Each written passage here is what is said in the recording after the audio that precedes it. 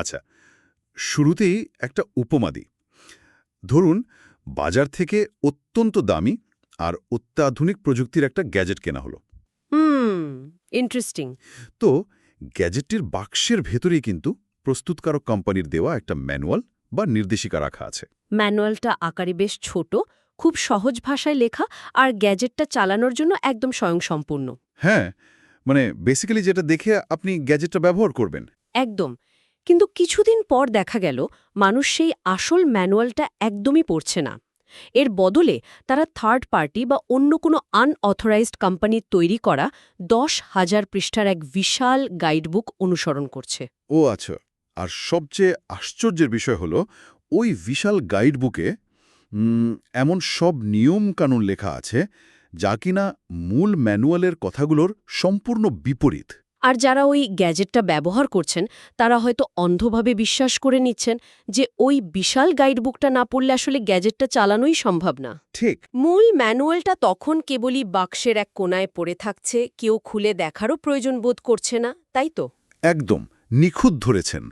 আর ঠিক এই উপমাটা দিয়েই আমরা আজকের এই ডিপ ডাইভ বা গভীর বিশ্লেষণটি শুরু করতে পারি।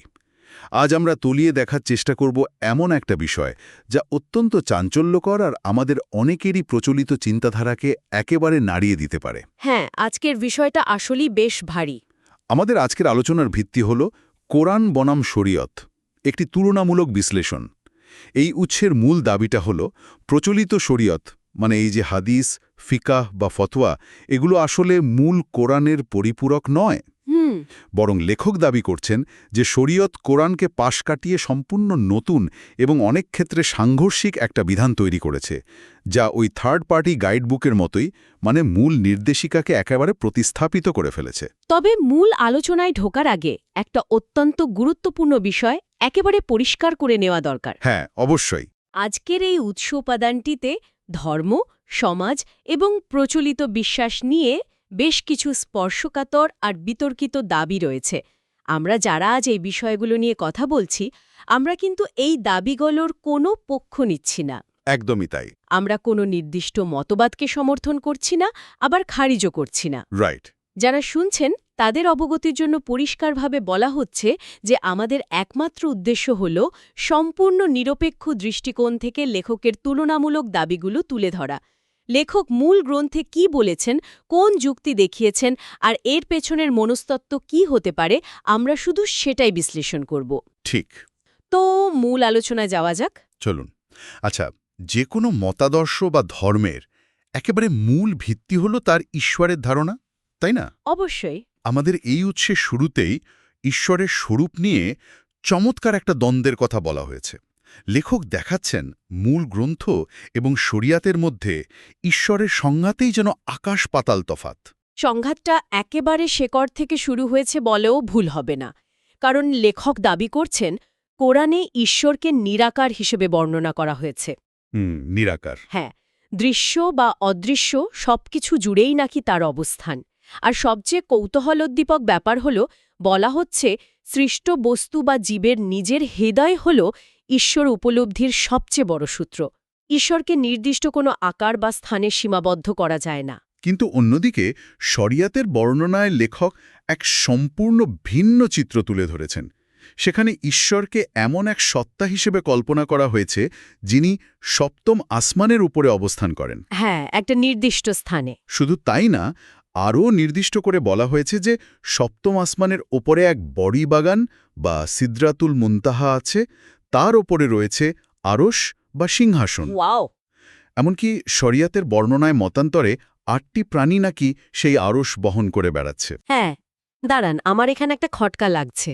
কিরকম? মানে যদি মূল গ্রন্থে ঈশ্বরকে এতটা আধ্যাত্মিক এবং নিরাকার হিসেবে বর্ণনা করা হয়েই থাকে, তবে সাধারণ মানুষ কেন হঠাৎ করে এমন একটা সিংহাসনে বসে থাকে ঈশ্বরের ধারণা গ্রহণ করল? এটা দারুণ একটা প্রশ্ন।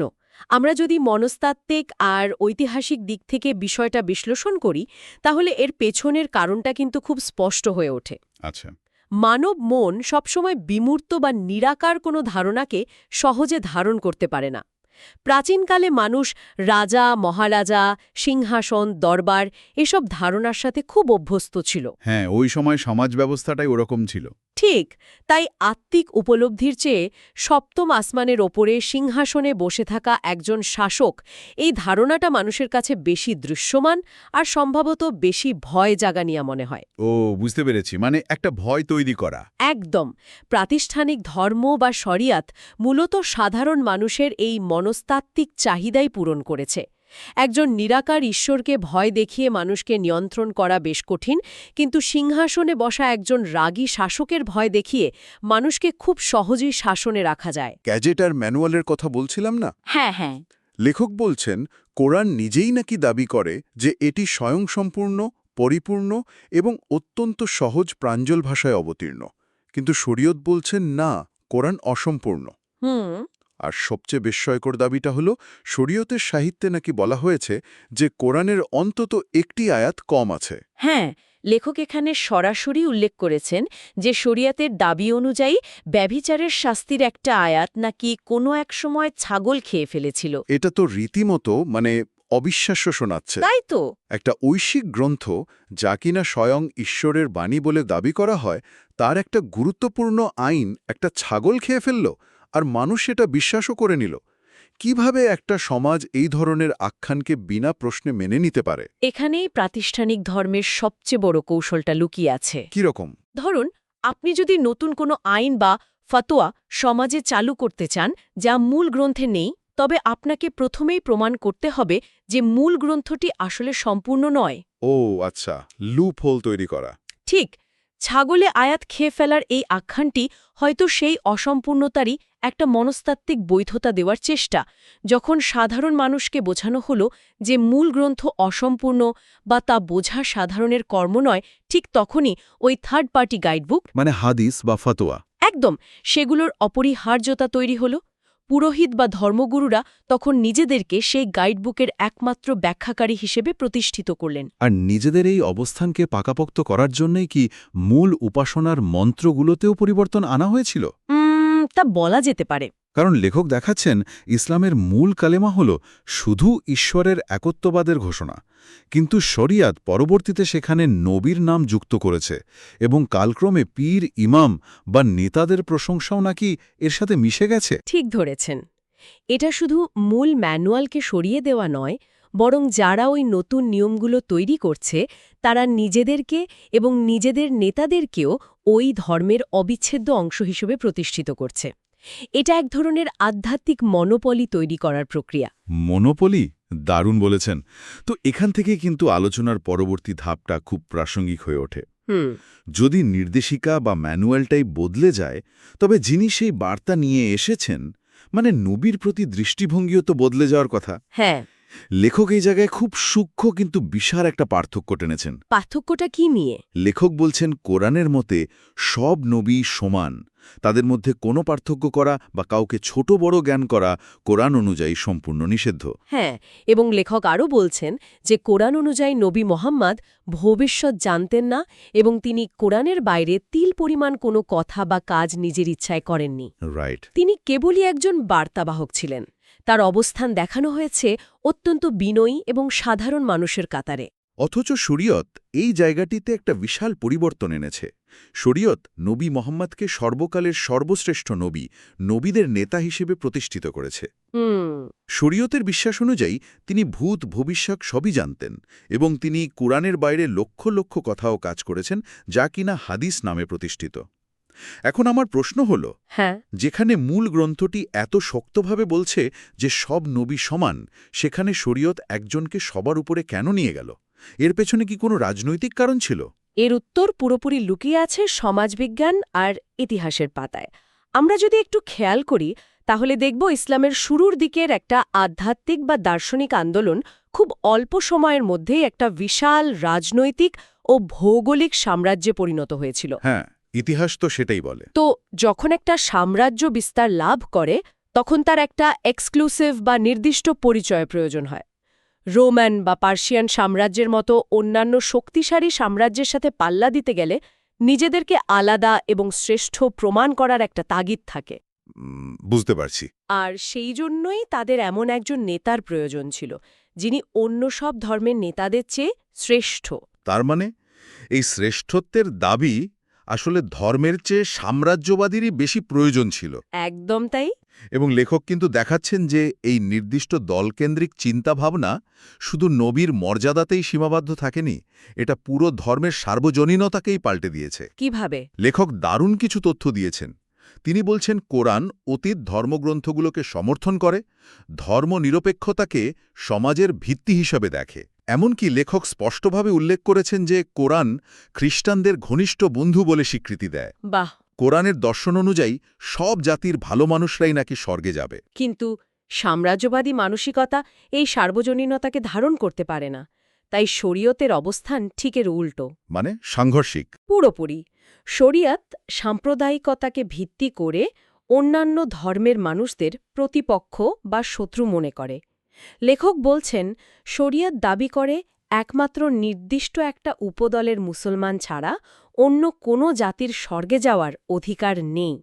সিরিয়াসলি? হ্যাঁ, এমনকি সারা জীবন অপরাধ করে মুমূর্ষ অবস্থায় শুধু একবার কালেমা পড়লেই সব অপরাধ মাফ হয়ে যাবে, শরিয়াতে এমন ধারণাও খুব জনপ্রিয়। এটা তো একটা বিশাল প্যারাডক্স। কুরআন যেখানে একটা গ্লোবাল বা সার্বজনীন ভিশন দিচ্ছে, যেখানে ভালো কাজই হলো শেষ কথা, শরীয়ত সেখানে এটাকে একটা নির্দিষ্ট দলের মেম্বারশিপ ক্লাবে পরিণত করেছে। হ্যাঁ, অনেকটা সেরকমই। শুধু মেম্বারশিপ কার্ড থাকলেই হলো, আপনি যা খুশি তাই করতে পারেন। সাম্রাজ্য বিস্তার করতে গেলে ঠিক এই আমরা বনাম তারা মানসিকতাটাই তৈরি করতে হয়। যখন আপনি সাম্রাজ্যের সৈনিকদের বলবেন যে আমরা যাদের সাথে যুদ্ধ করছি তারাও ভালো মানুষ হলে স্বর্গে যাবে, তখন কিন্তু সেই সৈনিকরা আর যুদ্ধ করতে চাইবে না। তাই তো, মোটিভেশনই থাকবে না। একদম। সৈন্যদের মোটিভেট করার জন্য এটা বোঝানো জরুরি যে একমাত্র আমরাই সত্য পথে আছি আর বাকি সবাই নরকের কীট। রাজনীতিক ক্ষমতা ধরে রাখতেই ধর্মের এই সাম্প্রদায়িক রূপান্তর অত্যন্ত জরুরি ছিল। অসাধারণ একটা পয়েন্ট। আচ্ছা, এই সাম্রাজ্যবদ আর ক্ষমতার রাজনীতি কিভাবে সমাজের একেবারে তৃণমূল পর্যায়ে গিয়ে আঘাত করেছে, সেটা এই উৎসের পরবর্তী অংশে খুব স্পষ্টভাবে উঠে এসেছে। সমাজ কাঠামোর কথা বলছেন তো? হ্যাঁ, সমাজ কাঠামোর সবচেয়ে বড় দুটো ভিত্তি, পরিবার আর অর্থনীতি।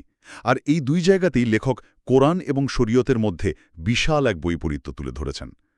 নারী অধিকার আর তালাকের বিষয়টা আগে ধরি।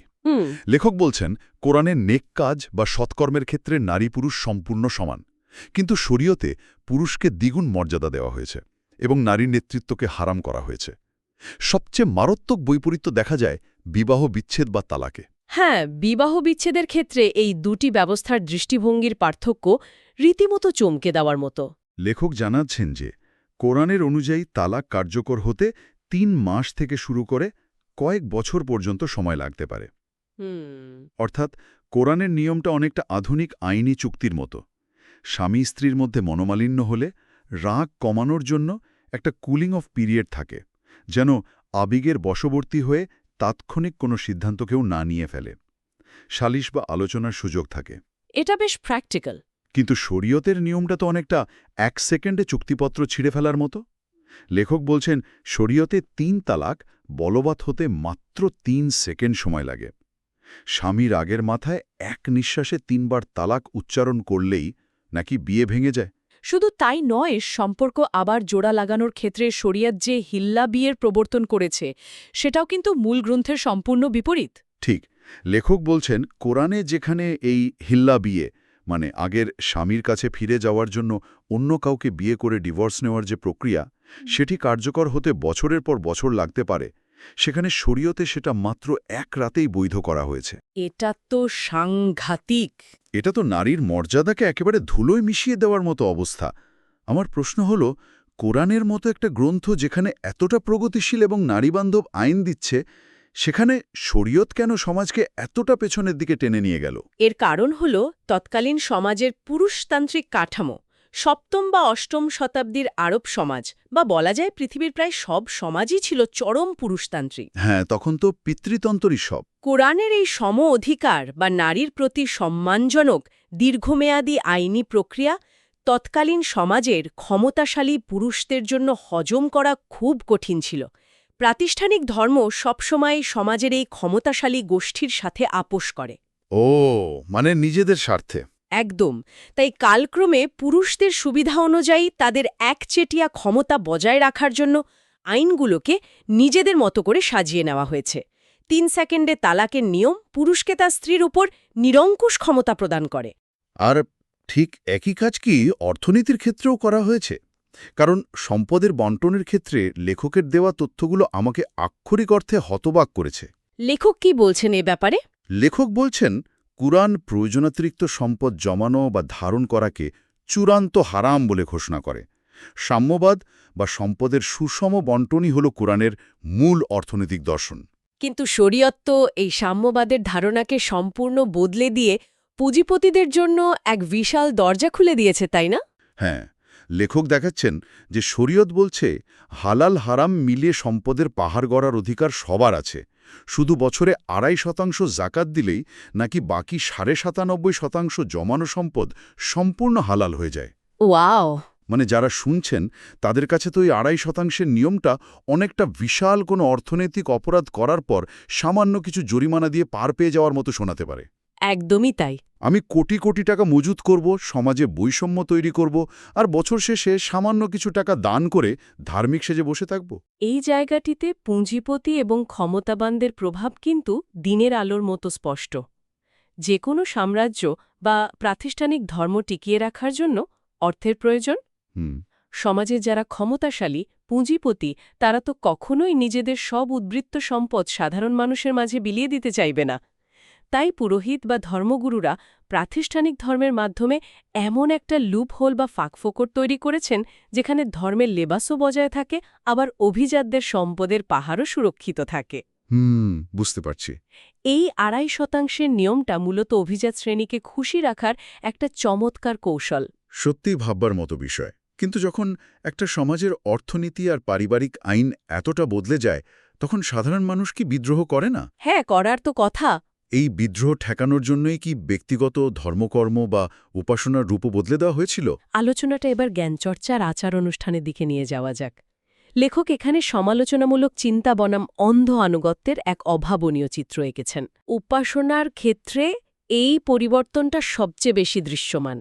সাধারণ মানুষ যাতে প্রাতিষ্ঠানিক ধর্মে তৈরি করা এই বৈষম্যমূলক নিয়মগুলো নিয়ে প্রশ্ন তুলতে না পারে, সেজন্য তাদের চিন্তার পদ্ধতিতেই পরিবর্তন আনা খুব জরুরি ছিল।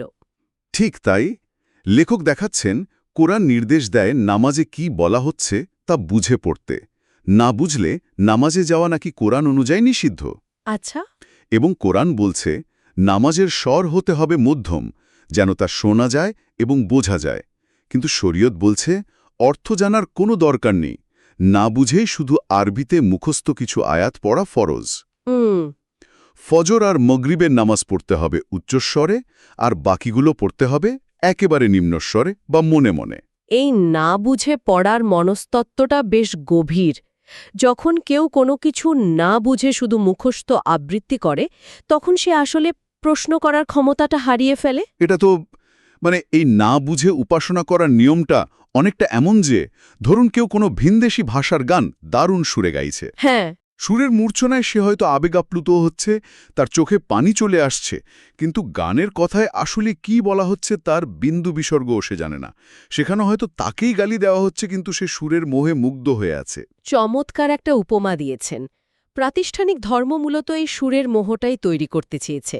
যদি অনুসারীরা বুঝতে পারে যে তারা উপাসনায় কি বলছে, তবে তারা সরাসরি ঈশ্বরের সাথে যুক্ত হতে পারবে। রাইট। তাদের আর মধ্যস্বত্বভোগী কোনো ধর্মগুরুর প্রয়োজন হবে না। কিন্তু অর্থ না বুঝে পড়লে ব্যাখ্যার জন্য সবসময়ই ওই ধর্মগুরুদের দ্বারস্থ হতে হবে। এটা মূলত সাধারণ মানুষের ওপর ধর্মগুরুদের নিয়ন্ত্রণ বজায় রাখার একটা শক্ত হাতিয়ার। আর রোজার ক্ষেত্রেও আমরা এই অন্ধ অনুকরণের চূড়ান্ত রূপ দেখতে পাই। রোজার ক্ষেত্রে কি বলছেন লেখক? লেখক বলছেন কোরআন যেখানে যৌক্তিক কারণে পানাহার নিষেধে বিশ্বাসী, সেখানে শরিয়াতের নিয়ম হলো ভুলে পেট ভরে খেয়ে ফেললেও নাকি রোজা ভাঙে না।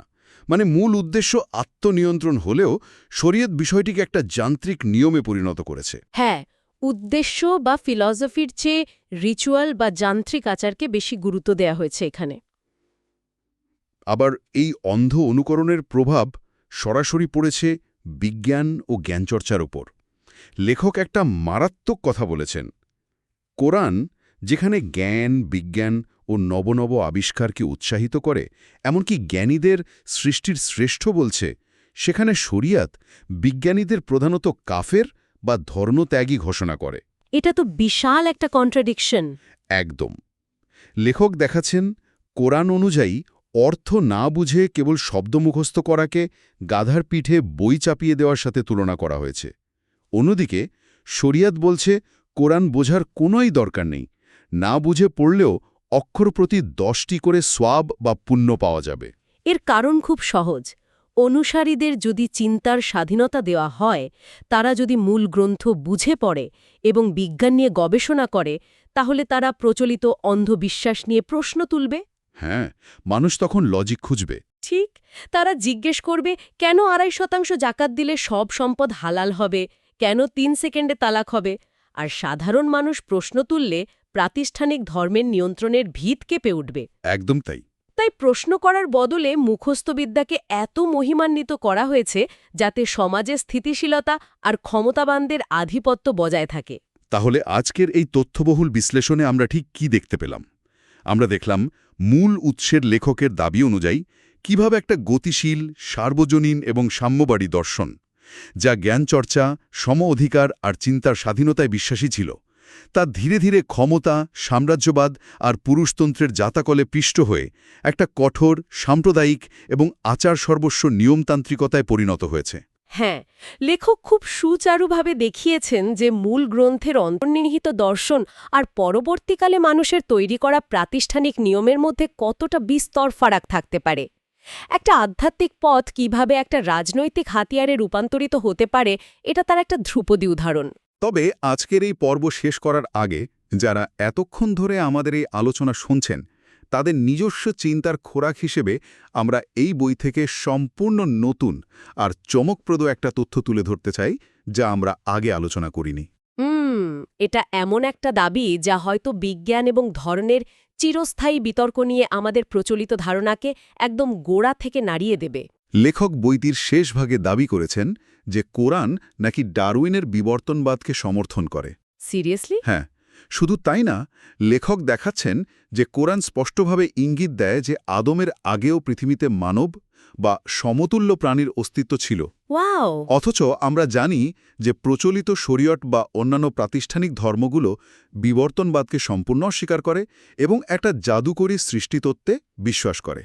যেখানে শত শত বছর ধরে প্রচলিত ধর্ম আর বিজ্ঞানের মধ্যে বিবর্তনবাদ নিয়ে এক রক্তক্ষয়ী ও চিরস্থায়ী সংঘাত চলছে, সেখানে মূল ধর্মগ্রন্থ নিজেই যদি সৃষ্টির রূপকথার বদলে বিবর্তনের দলিলকে সমর্থন করে বলে দাবি করা হয়, তবে সেটা পুরো দৃশ্যপটকেই কিন্তু পাল্টে দেয়। ঠিক তাই। যারা শুনছেন তাদের মনে এখন একটা বিশাল প্রশ্ন জাগতেই পারে। প্রাচীন ধর্মগ্রন্থগুলোকে যদি আমরা প্রাতিষ্ঠানিক অন্ধবিশ্বাসের চশমা খুলে মুক্তবুদ্ধি আর বিজ্ঞানের আলোয় দেখতে শুরু করি, তবে ধর্ম এবং বিজ্ঞানের এই চিরস্থায়ী লড়াইয়ের রূপটা আসলে কেমন দাঁড়াবে? সত্যিই ভাবার মতো বিষয়। হয়তো ধর্ম আর বিজ্ঞান একে অপরের শত্রু নয়, বরং মানুষেরই তৈরি করা ভুল ব্যাখ্যাগুলোই এই দূরত্বের প্রধান কারণ। এই নতুন দৃষ্টিভঙ্গি আর গভীর প্রশ্নটাই আমাদের আজকে চিন্তার খোরাক হোক। আজ এ পর্যন্তই।